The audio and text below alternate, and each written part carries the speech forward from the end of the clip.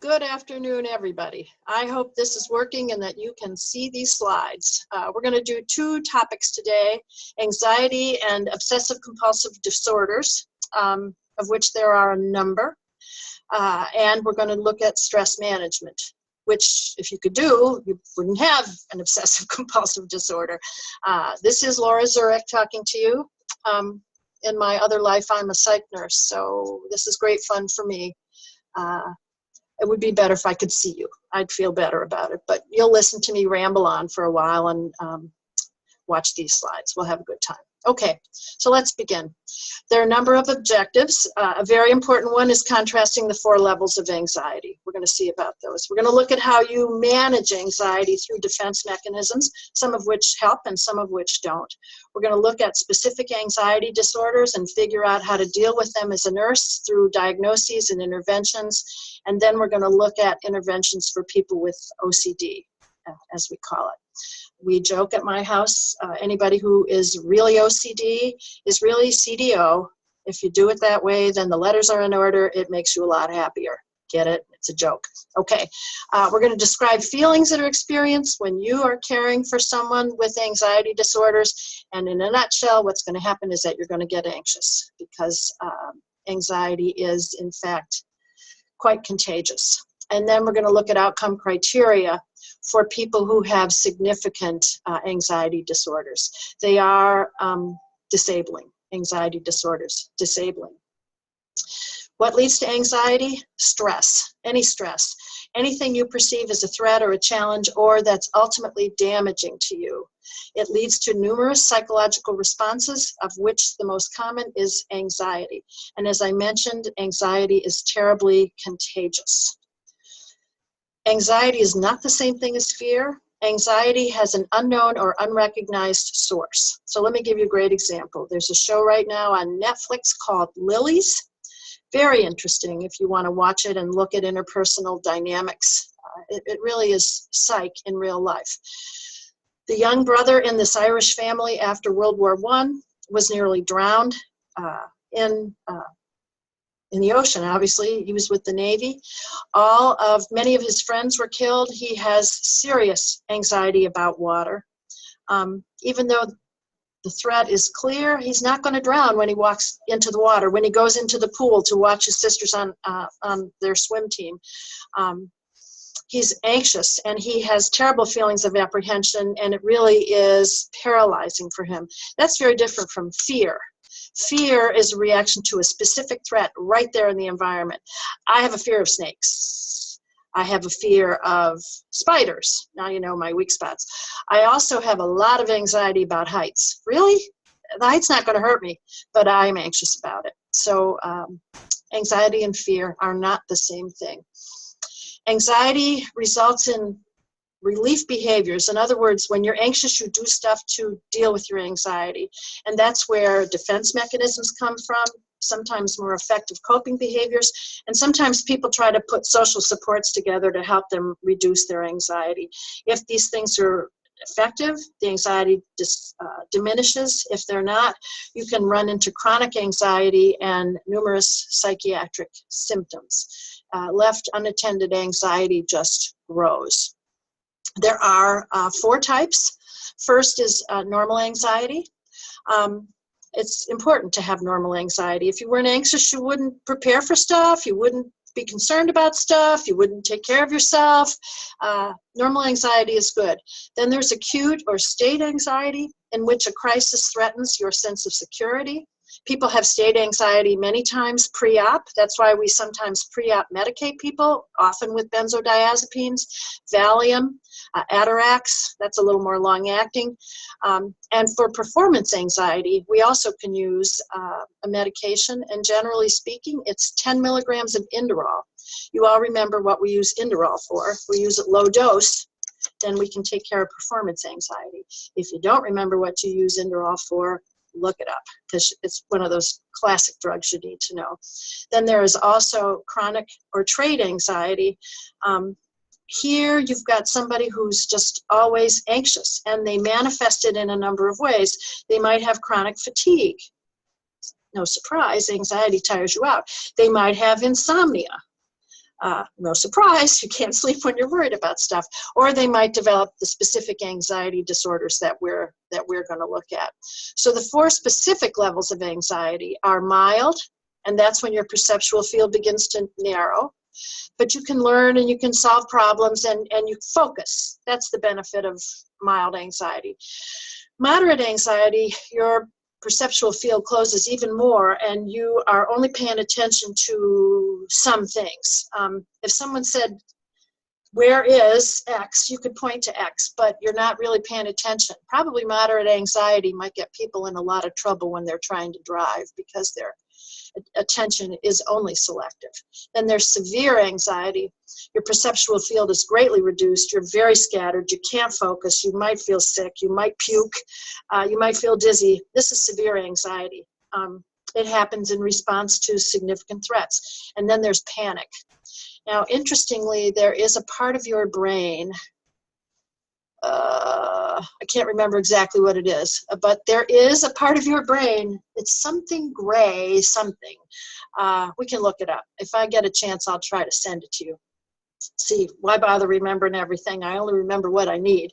The gray matter, in fact, causes you to panic. And panic is actually a response, a safety response, so that if you were a cave person and you confronted a bear, you hold still and the bear leaves you alone. Your brain is set up to do that. So it really is all about safety. If someone is in this kind of a panic mode, if they are frozen to the spot, they're in big trouble and you need to stay with that patient. It is a significant matter of safety. So hope we're doing well so far, and if you have questions, please let me know. Okay. Some of you may be parents. This happened to me in IKEA just over the weekend with a 5-year-old in a large, busy IKEA. I was with her mother. This child is my grandchild. And suddenly my daughter said, "Where's Olivia?" Well, which type of anxiety do you suppose we had? We walked around, we tried to find her, we were focused on finding her, our focus was narrowed because we were looking for her, but we were not frozen to the spot. Which anxiety level am I looking at here? Answer is moderate, right? So let's go back.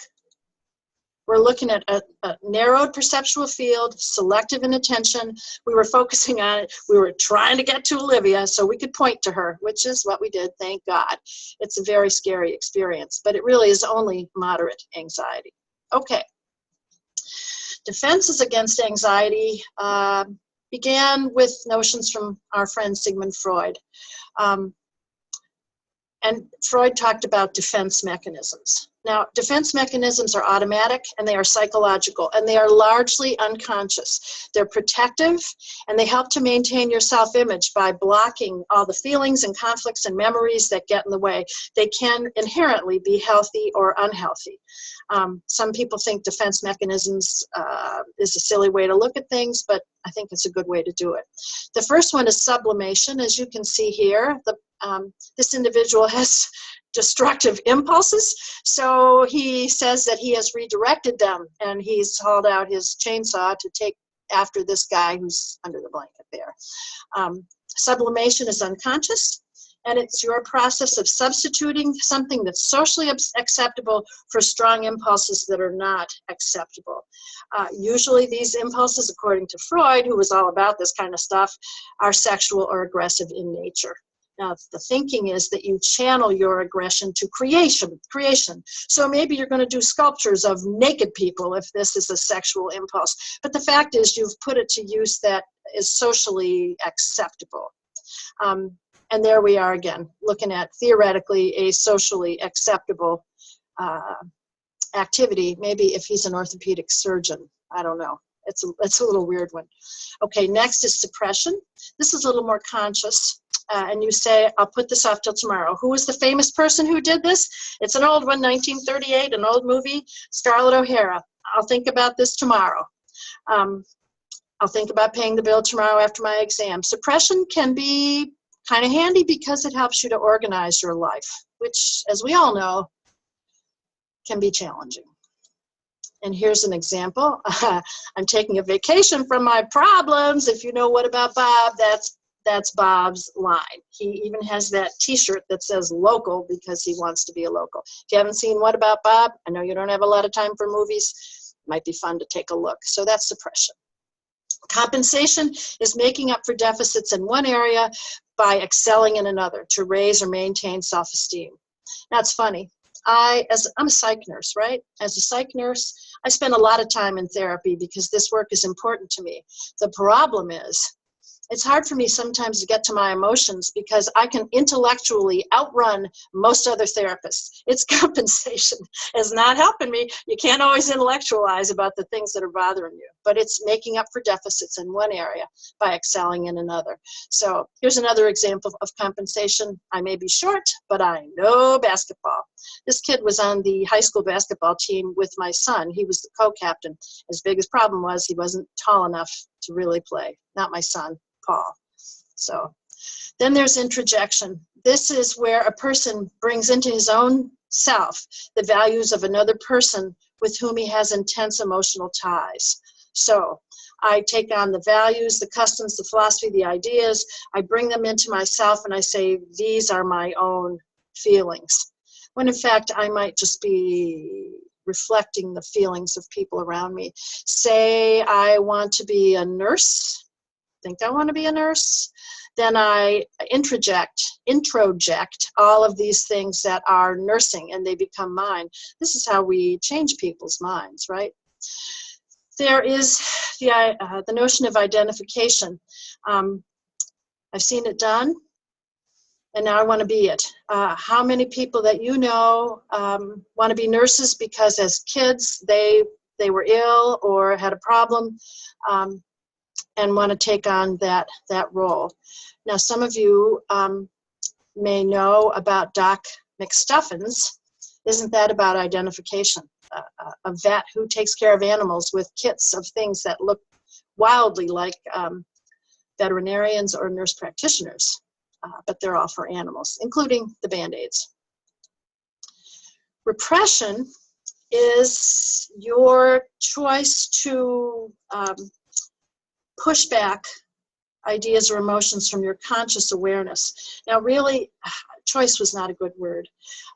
This is unconscious for the most part. You bury it deep, and then you don't have to deal with it. So let me tell you an interesting story, actually of a patient, a student that I worked with years ago. I use a lot of films when I teach class, and I was using the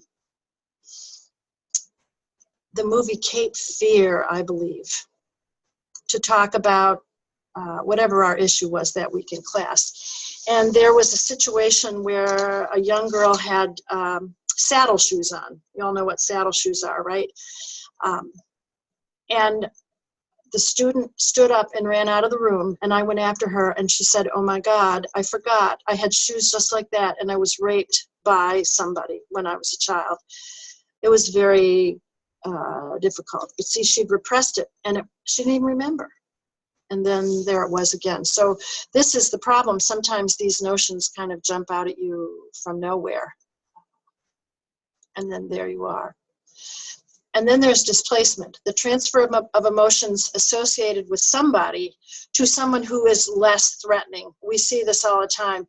You have a hard day at work, you go home and kick the dog, or you give your friends and your roommates a tough time. We see it a lot. And the line that we hear from people is, you always hurt the ones you love. Because it's a lot safer to bug them than it is to talk back to someone who holds a lot of power. Again, this is the core of bullying. Bullies have power. They have social power and they have material power. You don't talk back to a bully unless you want to risk losing your position or your funds or whatever. One kind of interesting and strange defense mechanism is reaction formation, in which unacceptable feelings are kept out of awareness by developing opposite behaviors. So here's a good example. The elderly woman. We're going to guess she's elderly. I go for the half glasses to suggest that she's elderly. Talking to the baby, she really can't stand this kid, but she says, aren't you the little sweetums? And she probably really believes that she thinks he's a little sweetums, but he's making her a little bit crazy. It's just not socially acceptable, you see, to deal with the real feelings, so you bury them. Okay? Now, somatization, a very interesting problem that we see. Here, anxiety is transferred to physical symptoms that have no root cause. And the thinking is that these people are trying to get attention. You know, a little kid goes to his mother and goes to the school nurse because he's separated from his mother with a stomach ache. The trouble is maybe he's really got a stomach ache. Interestingly, well, no, it's not a good example. I'm not going to use that example now, but people with hysterical blindness, hysterical paralysis, these are the sorts of things we see. So it's way beyond stomach aches and somebody who wants to not be separated from mom. This guy says, I want a divorce. And his wife says, speak up, dear, I can't hear you, you mumble a lot. So he's using his body to hide his real feelings. There are far more significant examples of somatization. And as I mentioned, hysterical blindness, hysterical paralysis, which can happen when people have seen or done something that makes them wildly uncomfortable. All right, undoing. This is fun. Undoing is just a way to unconsciously make up for something you've done. So this never happens to any of us. Look at all those goodies, and this is not diet soda that he's dealing with here. So because of the guilt for that, then these wretched workouts, undoing something that we do a lot, and you may not even be consciously aware of the fact that that's why you're doing it. And then rationalization. In a nutshell, rationalizing is simply making excuses that satisfy you and everybody else. So there, blank is spending money, they won't miss this. That's rationalization. It makes no sense. Now, I hope you'll take time to go back over these. I can't say whether on the exam there'll be specific reference to each of these, but it's worth looking at them in depth just to see. Now, regression. Regression is an interesting notion. Some people believe in regression. Some people don't believe in regression. It all depends on the philosophical place that you stand. But so here's a guy involved in regression, playing with blocks after a hard day at the office. Okay, I don't see it as a problem, but somebody might see it as a problem. If I behaved irrationally, as these examples show, in the face of stress, if I got into fetal position because I was having to face a very difficult diagnosis, we could call that regression. I don't necessarily think it's a bad thing, but it's not the most helpful defense mechanism to use. Now then there's projection. We see a lot of projection.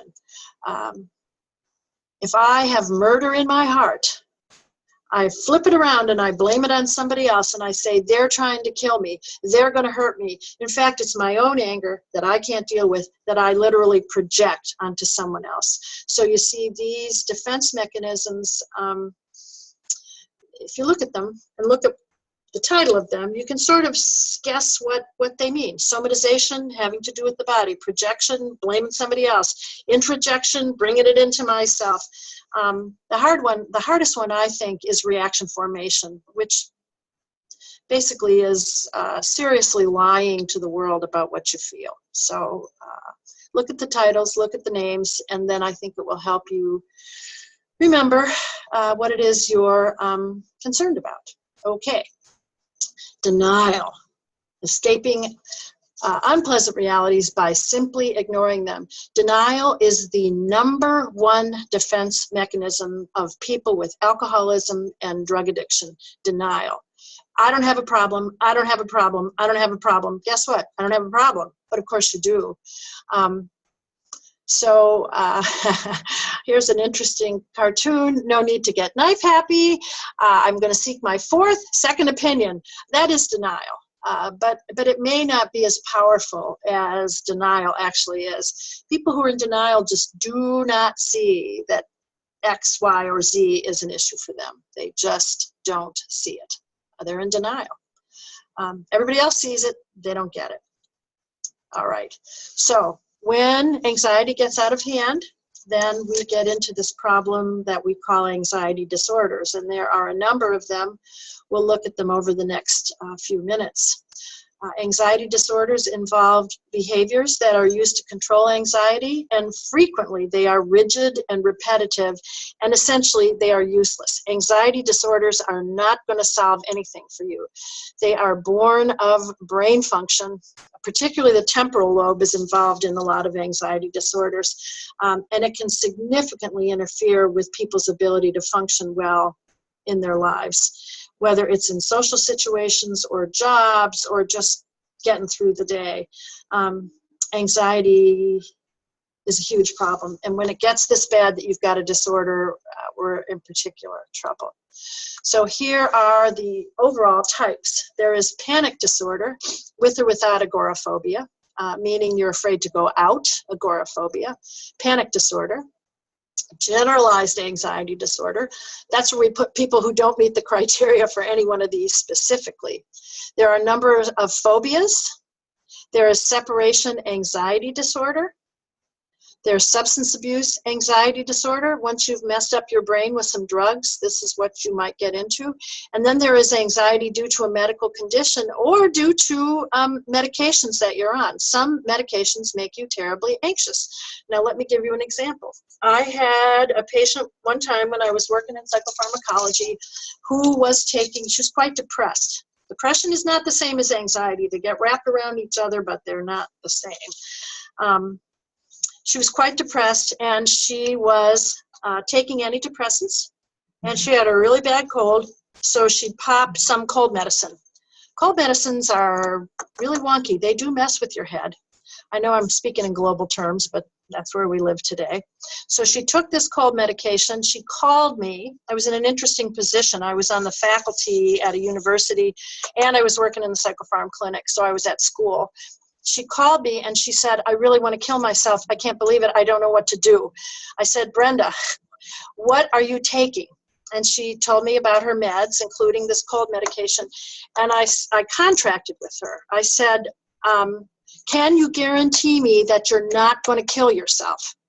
She said, yes. I said, are you sure? Because otherwise we're getting you admitted. She said, no, I won't kill myself. I said, okay, then I want you to put your feet up, watch a good movie, spend the afternoon.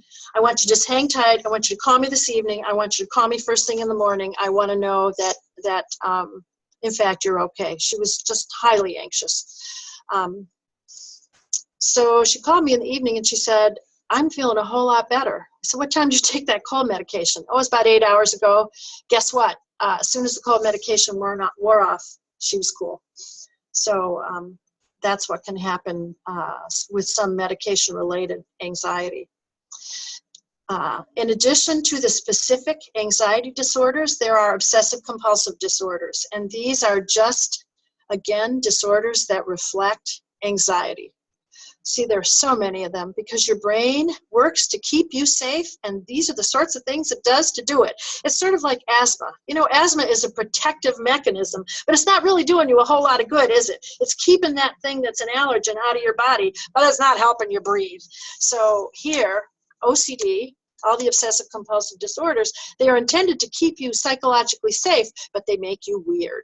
So it's a problem. So there's straight obsessive compulsive disorder. As I mentioned before, the very most OCD people like to put the letters in order and call it CDO.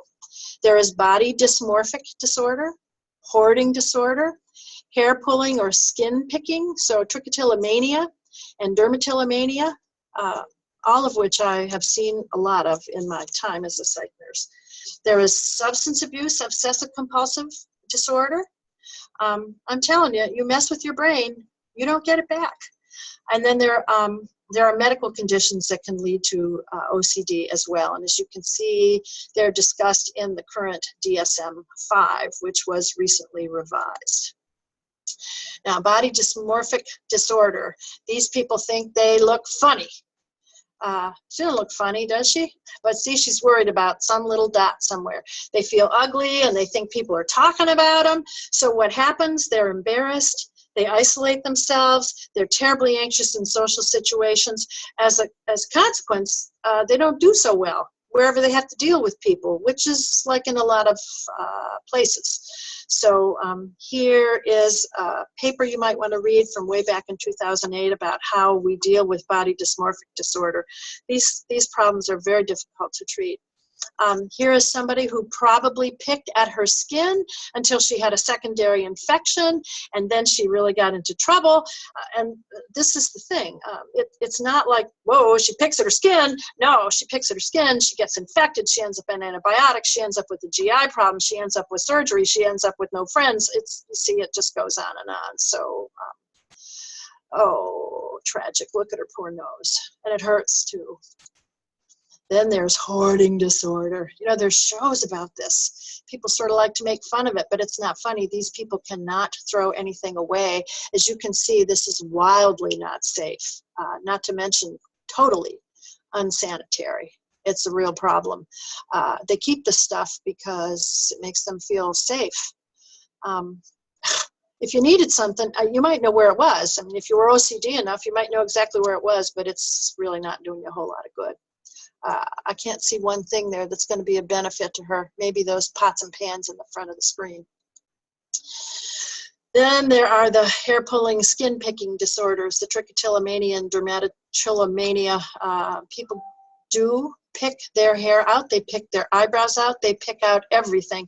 Now, this is very different from hair loss that might be related to an endocrine disorder. This hair got picked out. And you just do it. You just do it. It just makes you feel safe. It doesn't really, does it? Doesn't do a darn thing for you, except make you bald. But it's a problem. Anxiety disorders are, in fact, the most common form of psychiatric disorder in the U.S. Why not? We're under a high-stress day-to-day lifestyle in the U.S. A lot of stuff going on.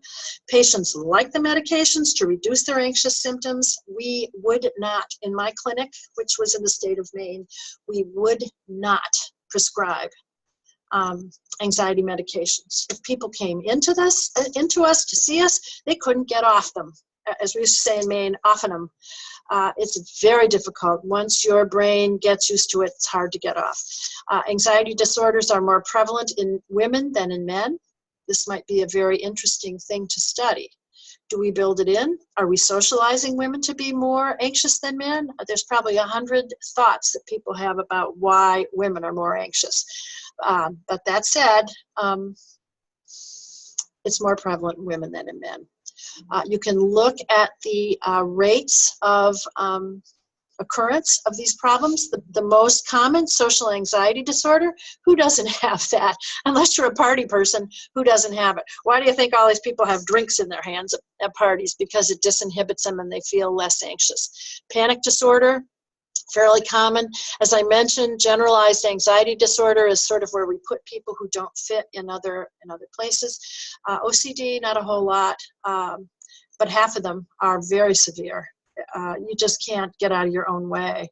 I had a patient years ago in a psychiatric facility back in the old days when we used to hospitalize people who were severely disabled. This guy would walk up to a door. If you could see me, I would do it for you, but you can't see me, so I won't do it. He would never walk through a door until he spun around first, and then he walked through the door. So I said to him one day, David, why do you spin around before you walk through a door? And he said, because every time I do, nothing happens. You see, they are terribly self-reinforcing. But obviously it wasn't, I mean, he literally spun and then walked through the door. It wasn't doing anything for him, but nothing happened when he did it, so he kept doing it. Body dysmorphic, we mentioned, and then the hoarding and the picking. Look how many people hoard. Percentage-wise, that's a lot of people. So go home and clean your apartments. I guess there's that. Many times, people who have one psychiatric illness have another, so the comorbidity is very high. And as I mentioned, the comorbidity of anxiety and depression is at least 60%. Sometimes it's very hard to sort out who's anxious and who's depressed. You can't tell which comes first because they look a lot alike. Anxiety disorders are implicated in a number of physical illnesses, particularly anything that's going to interfere with your blood flow. Your heart's not beating like it should. It gets the sense that it's supposed to be worried about it. Hearts worry, you know, so it worries and your brain helps it. Chronic respiratory disorders, obviously, you can't breathe. That's difficult, and your brain, when it doesn't get the oxygen it needs, gets anxious. Certain GI disorders make you anxious. There are a lot of 5-HT receptors in your gut. Those are the receptors that are affected by the SSRIs, that category of antidepressant drugs, which you may or may not have learned about yet. That's Prozac, Zoloft, Paxil, that group. So sure, if you have a GI disorder, those receptors are going to be affected. They're the same receptors that are in your brain for and that are sensitive to those drugs. You get anxious. Surprise. Untreated, physical symptoms will become worse, and of course, in a number of cases, patients may die sooner, if not from the physical, from the symptoms of the anxiety, from the physical overlay. And sometimes you think you got a heart problem, your heart problem might get worse.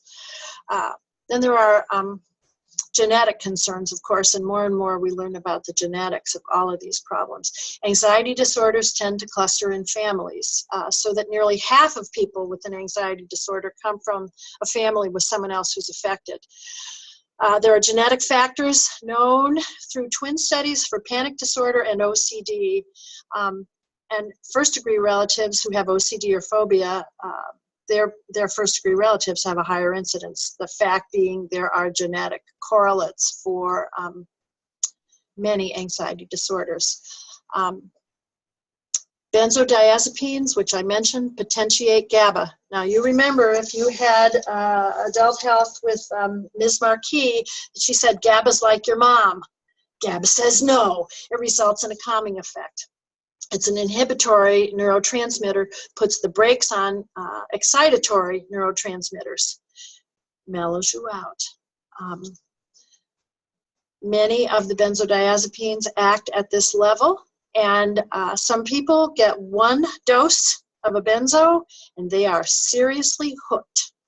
Other people, it takes a lot more. I heard something the other day on NPR about a woman who, this is not a benzo, but she was taking something for pain post-op. I'm blocking. Sometimes I block. I'm sure it's an anxiety problem.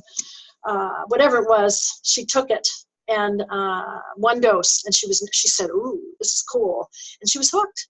And so now she's doing the big stuff on the streets because she can't get the legal drugs. This is why we're so concerned about opiates.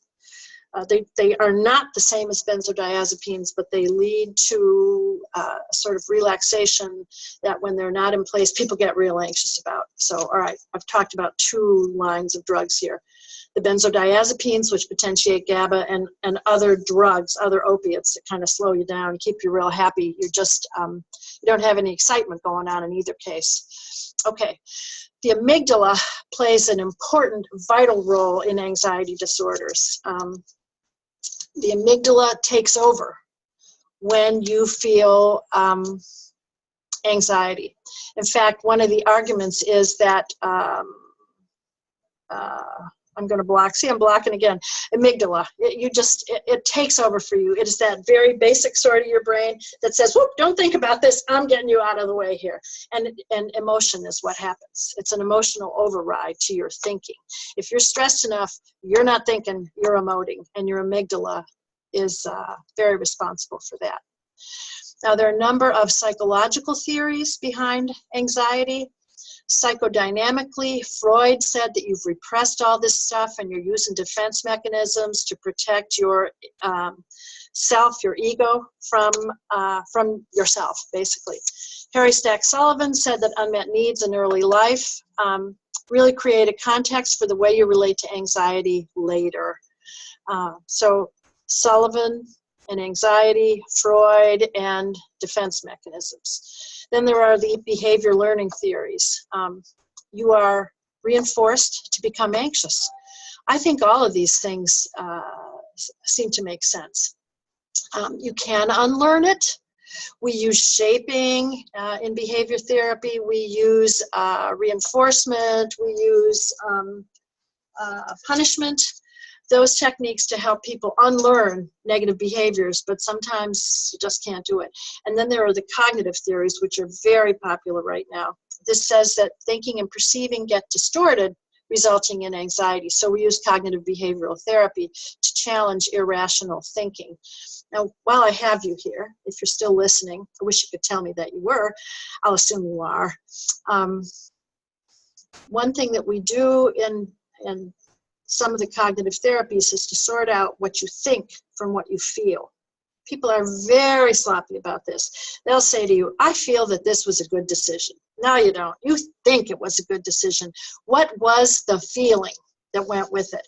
I don't know that people can always identify those feelings. So whenever someone writes for me in any course and they say, I feel blah, blah, blah, I say, no, no, no, no. That's what you thought. What was the feeling? The problem for some people, according to the cognitive theorists, is that you've mixed up your thinking and your feeling, and you're not able to sort that out. So I knew someone who was once in therapy who said, I'm just so insignificant. I'm just nothing. I'm just no one. Nothing is going on for me. And people are talking about me all the time. To which the therapist responded, wait a minute. If you're so damned unimportant, why are people talking about you all the time? You see how that goes? Oh, you're right. I was confused in my thinking, my feeling. Thank you. I'm better now. So it can work. There are also cultural expressions of anxiety, which can be supportive in some ways. If you're anxious, people will help you. Or in some cases, if you're anxious, people won't help you. So that becomes important. Now then, there's panic disorders. Panic disorders reflect the sudden onset of extreme apprehension, usually with a sense of impending doom. I had, again, a patient one time who was convinced that he was having a heart attack. His heart was pounding, he had chest pain, difficulty breathing. The trouble is that he would hyperventilate, and then guess what? His heart would pound, and he'd have difficulty breathing and increased respirations. So you see, around and around it went. A panic attack, you can't move. It is disabling. Totally disabling. Panic attacks. They're very scary. I might have had one or two in my life, but actually I'm repressing it right now, and I can't remember what it was, but I do remember it was like, oh my God, but I can't remember what it was. See, that's repression acting. Oops, sorry, I didn't mean to do that. Let me go back. That's repression. Then there's panic disorder without agoraphobia. So I just don't go out. I stay alone. I would never put myself in a place where I couldn't get out. That's just panic disorder. I don't like to be in open spaces. I don't like to be alone and trapped. And then there's panic disorder with agoraphobia. These folks get reclusive. They may not be able to travel. They may not be able to get on an airplane. They may not be able to get in a car. That's difficult if they're having panic. And then there's simple agoraphobia, just like no panic attack, I just don't go out. Frankly, honestly, I think when I get old, not that I'm not on my way already, I could get agoraphobic. It's like, nope, not go to the grocery store. Nope, not going out. Nope, I'm going to sit right here. Happy to do it. Bring me my food. I'm not going anywhere. These are the people who live on the second floor of their houses, as I used to have a neighbor do, who would have the paper delivered every day, and rather than go down and talk to the paper boy, she just threw some money on the sidewalk for him, and that's how she got her paper delivered. So these are the panic disorders. I would like to say don't worry too much about them, but I don't know whether that's really fair or not based on your exam that's upcoming. Just know what a panic attack is, and know that there are panic disorders, and then there's agoraphobia, okay? Now there are phobias. These are irrational fears that persist, even though you know it's unreasonable. It can be severe if the object can't be avoided.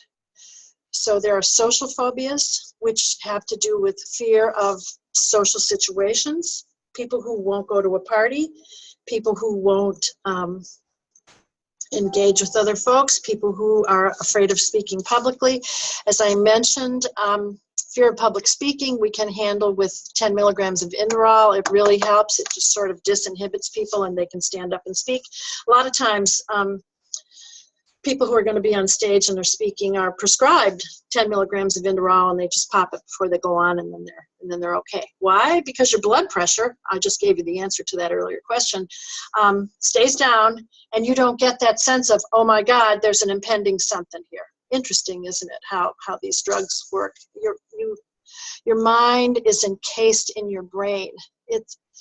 I think psych is just the most amazing field because you get to see it all, minds and brains and bodies as they work together in social environments that just make people who they are. It's to me, it's the most amazing field. Then there are specific phobias. I mentioned I'm afraid of spiders. I don't like snakes. I'm not crazy about closed spaces either. Now you talk about learned behaviors. When I was a little kid, we were playing with our neighbors and I got closed in a little box and I couldn't get out. And now I have, oh heck, what's it called? You know, I don't like to scuba dive because of it. Whatever is that word? I'm repressing it. You see what happens when you're phobic? Ah! I don't go into closed spaces, and I am not crazy about scuba diving. I won't even tell you all my horror stories about that. Even though everybody else in my family is, in fact, a certified scuba diver. I'm not doing it. So there. I don't go down that deep. I know I could get out, but whew,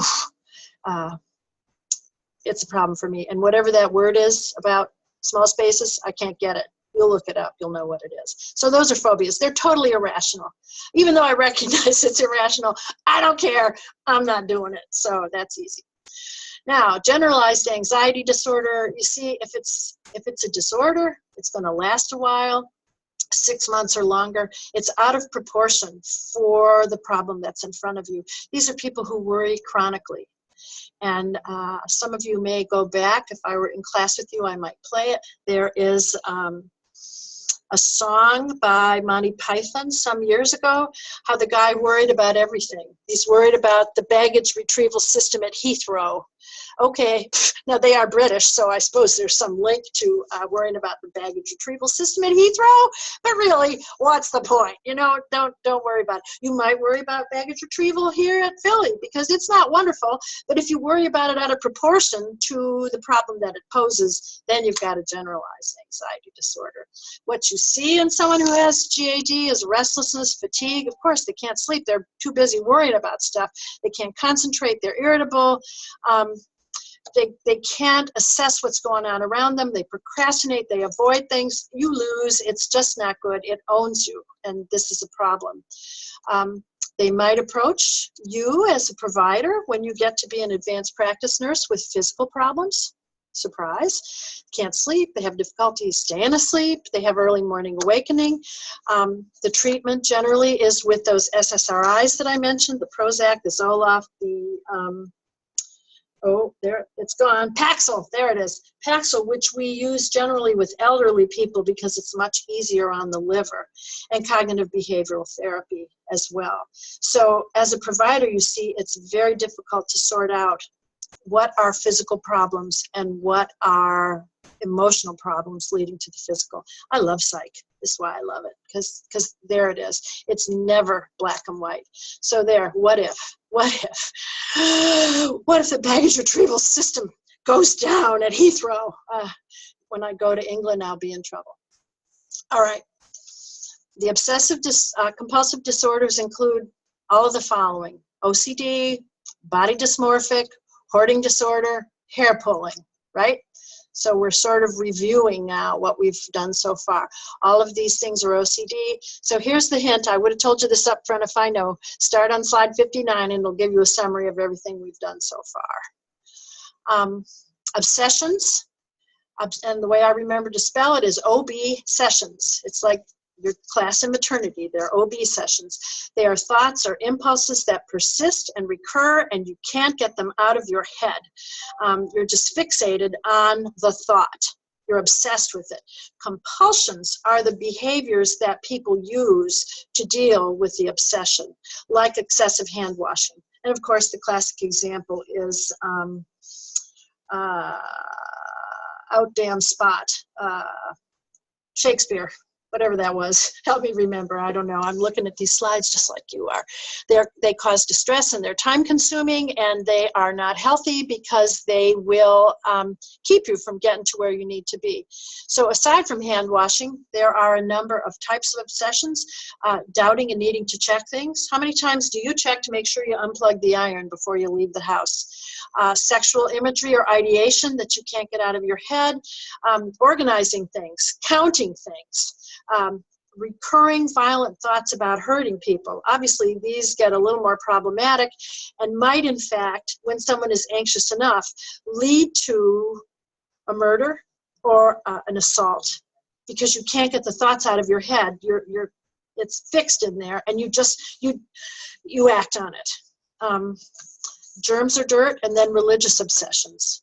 So again, here are all these situations. It's very hard to tell when you're being safe and when you're being a whack job. So that is the formal definition for people with mental illness. Sorry. It's just like, really, come on, straighten it out here. Here are the obsessions in order of the way they seem to occur. Contamination, dirt, dirt, dirt, dirt. I can see where someone who is an adult might be very worried about dirt if, as a child, they were in a very difficult situation with someone who just was fixated on cleanliness. That person might have had OCD, him or herself, or otherwise might have been mentally ill.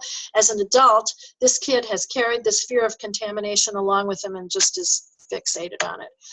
Then there are the checkers. I'm one of these. I have to really remind myself, I unplugged the iron. I know I did, and I know I locked the door. I know I did. I'll check it multiple times. No way. Then there are the somatic obsessions, heart palpitations, pain in the joints, and so on. The need for symmetry, organizing things, aggressive impulses, and then multiple kinds of obsessions. So multiple things are happening. Compulsions, acting it out, follow out in this order. Checking, that's me. Washing, I don't need to wash that much. I'm all about it, but I'm not crazy about it. Counting, I do like to count. I like to count things. The need to ask or confess, and then symmetry and precision. Oh, Lord, have mercy. You see, there's no flexibility in OCD. There's no flexibility. People just get rigid and ritualized, and it doesn't make any sense. And if it's left unattended, you become dysfunctional, period. So here's an obsession with germs, with hand washing as the compulsion. So you got obsession separate from compulsion, right? Easy. Here's hoarding disorder. Persistent difficulty throwing things away because you think you need to save them. And if you throw them away, it makes you very anxious. So you saw the clutter. It's really a problem. Here's our trichotillomania again, pulling out your hair. Sometimes people swallow it and it gets up in their stomach and it has to be taken out surgically. Gross. Happens. It happens. Anything, eyelashes, eyebrows, any hair area. Of course, the hair pulling causes distress, not only because it hurts, but because you just can't do anything else because you're busy pulling your hair out. It just gives whole new meaning to that phrase, I'm going to pull my hair out, doesn't it? It can be scattered throughout the day or it can be in sustained time periods. And you can look at the DSM-5 to see specifically what's going on with this.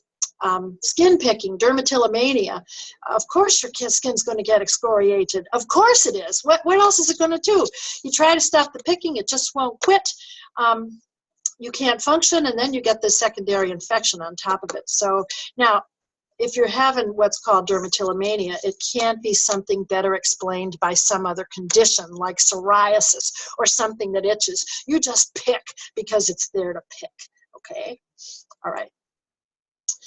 Substance-induced anxiety disorder. Here, as I mentioned, you still have the symptoms of anxiety or panic or obsessions and compulsions, but it's tied to the use of a substance, usually within a month of stopping the substance. I'm telling you, you mess with your brain tries to protect you. It doesn't necessarily know how to do it. Anxiety due to a medical condition, so this is a little redundant, but good for you. You get to go back over what we've already done. Substance-induced anxiety disorder. Didn't we just say this? I think we just said this. So now we're being redundant because we're anxious. We're just going to move on, okay? Nursing process, assessment. First, you have to generally assess the symptoms. It's helpful if you look at the DSM-5 so that you can get a sense of what the diagnosis actually would be. Of course, you're not being asked to diagnose, but it's nice to know what you're dealing with. And when you go on to a psych unit where you've got someone hospitalized briefly or where you've got someone in the community with chronic illnesses, it's handy to be able to say, oh, is that what that is? Once you know it, it's easier to look for the pieces that go with it. Also, to assess your own response. Anxious people are going to make you anxious. And generally, the guideline that you want to follow is that you're looking for anxiety disorders. So let's move through the process of the nursing diagnosis here, shall we? We've already begun to assess by looking at the DSM-5, and then to think about our planning, maybe in relation to that, using the text, the Varkarolus text or other texts that you have that talk about how to deal with it. So now you're going to begin implementation, depending on the level of anxiety that you've assessed, okay? Here are the basic nursing interventions. First, counseling and helping people talk through the situation, identify the source of anxiety. Stay calm, stay calm. What is it? Stay calm, have a donut, whatever. Stay calm. Enhance your own coping and help the patient develop self-esteem. Now, you're not going to be doing cognitive behavioral therapy until you go on to become a mental health clinical specialist or nurse practitioner. These days, you're only going to get to be a nurse practitioner because that's all we have. Then you'll be doing CBT, but not yet. Milieu therapy, my favorite thing. What is the milieu? It's the environment. If you're in a crazy environment, you're likely to get crazy. You need to be in a less stimulating environment.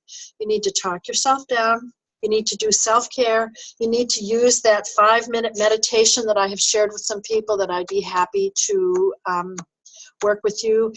If you have someone with OCD, do not break into their rituals because they will have a panic attack. Don't do it. Don't break into their rituals. You need to work it through gently. You need to stop it. It's probably going to need to be medicated. Don't break into their rituals. As I mentioned, self-care activities, good to use. There's pharmacological interventions, which again, you're not going to be able to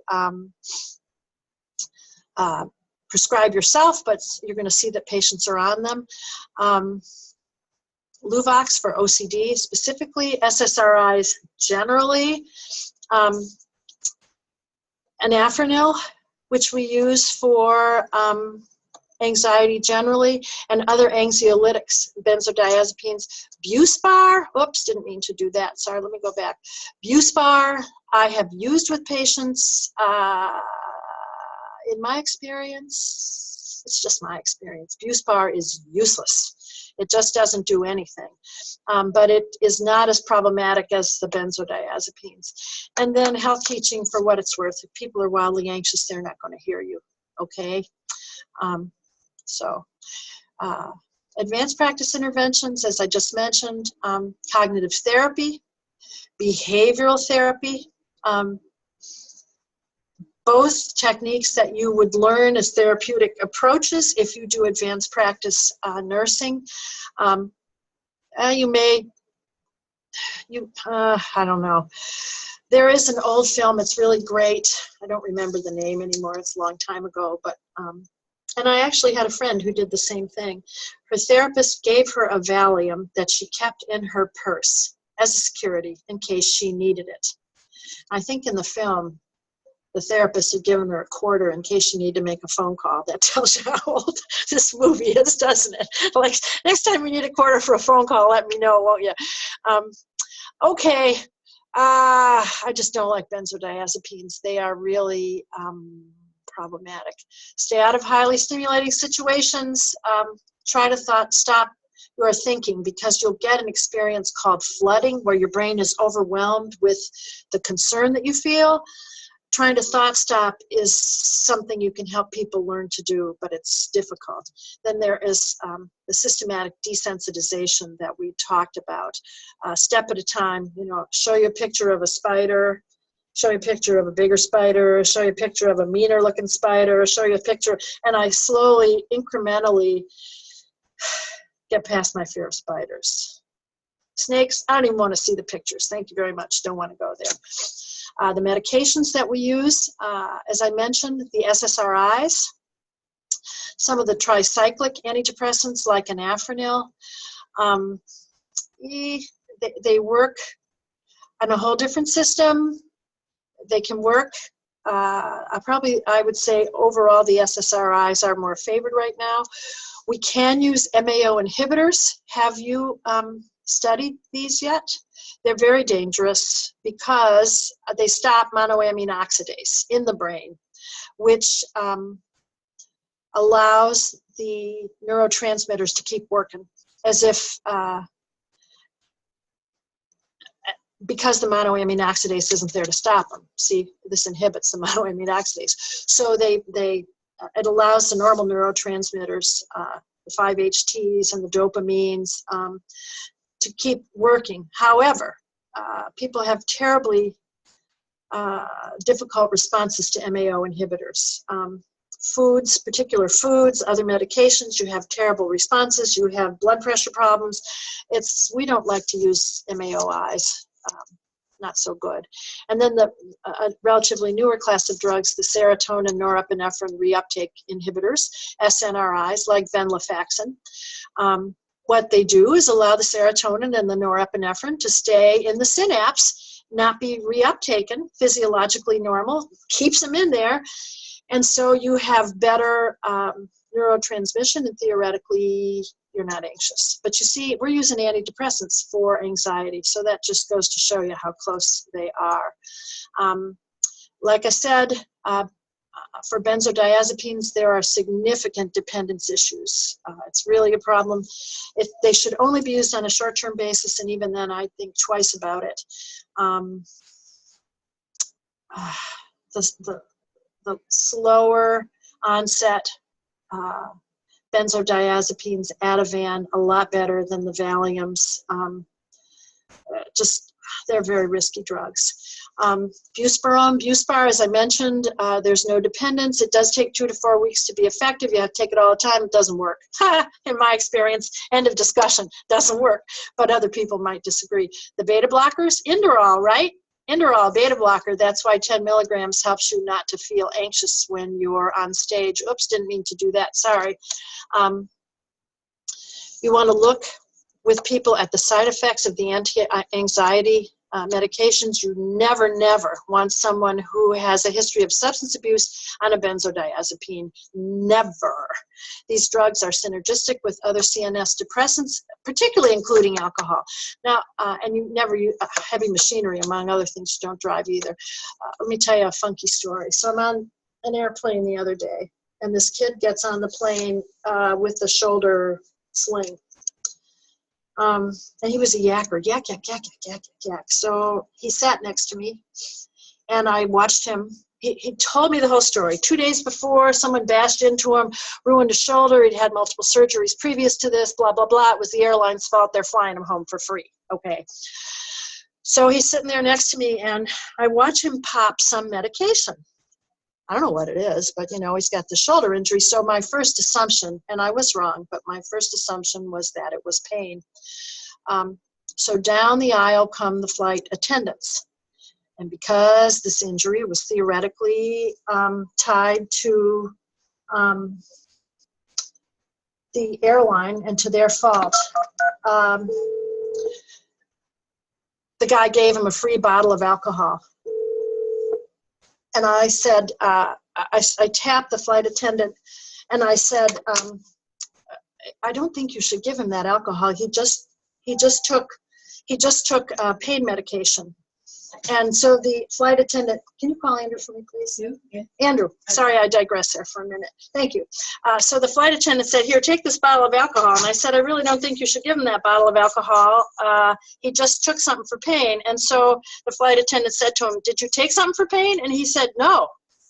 Whatever. So he drank. And then the guy gave him another bottle of alcohol on the way back up the other way. So now he's got 2 bottles of alcohol and whatever he just ingested. And I'm like, okay, I'm out of it. I was doing what I thought was my duty. Maybe it was, maybe it wasn't. But I am not, I'm done. So about an hour later, the guy says to me, what I took before wasn't a pain medication. I said, oh, that's good, because I saw you pop something before he gave you that alcohol. He says, no, it was Valium. I'm like, oh, great. So now I got alcohol and Valium and a pain medication. Terrific. But I wasn't talking to this joker anymore because he was clearly jerking me around. So a little while later, he says to me, so why can't you take pain medications and alcohol together? I said, well, here's the thing. He was in advertising, I think, so he really didn't understand what we do for a living. When you take pain medications and alcohol and anxiety medications all at the same time, they really act on the same areas in your brain. You're lucky to be sitting in that chair and not lying on the floor. So what is our role as nurses? I'm never quite sure. I really didn't know if it was any of my business to say anything, but I had visions of this kid on the floor not breathing, and then we would have had a serious thing. So interesting question, isn't it? What is our role in terms of public health? What is our role in terms of people? You just let them do whatever they want to do. It might have been really interesting. And my other thought, I could be wrong. I think this kid made the whole thing up to get a free flight home because, man, he was flinging that shoulder around like crazy. And if he was really in pain, I don't think he would have done that. So one more slide before we take a break. Note patient symptoms on 2 films. Are you going to see films? I don't know. But panic disorder and OCD, maybe you're going to see some films. I wouldn't know about that.